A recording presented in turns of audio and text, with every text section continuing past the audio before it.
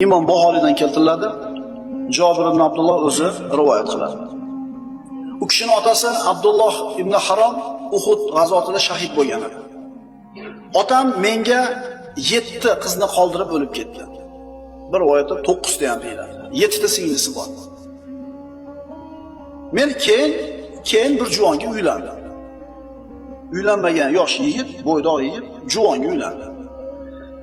Rasululloh sallallohu alayhi vasallam menga "Ey Jabir, uylandingizmi?" dedilar. Men ha dedim. U zot bokiragami, juvongami? Men juvonga deb javob berdim. Rasululloh aytdilar, bokira qizga uylanganingizda edi, bir-biringiz bilan hazil-huzul qilishar edingiz. Siz uni, u sizni kuldirib yurar edi, dedilar. Ya'ni bikirga, bokiraga uylanishlikka targ'ib. Men u zotga otam Abdulloh halok bo'lib, menga 7 qizni tashlab ketdilar. Men shu qizlar kabi yosh qizga uylanmoqni ep ko'rmay, ularga onalik qila oladigan, ularni tarbiyalay oladigan ayolga uylandim dedi. Rasululloh barakalloh dedilar. Ya'ni yigit o'zini haqqi edi qiz bolaga uylanishlik. Ammo qiz bolaga uylansa, o'zini singillari bilan teng qizga uylanadimi?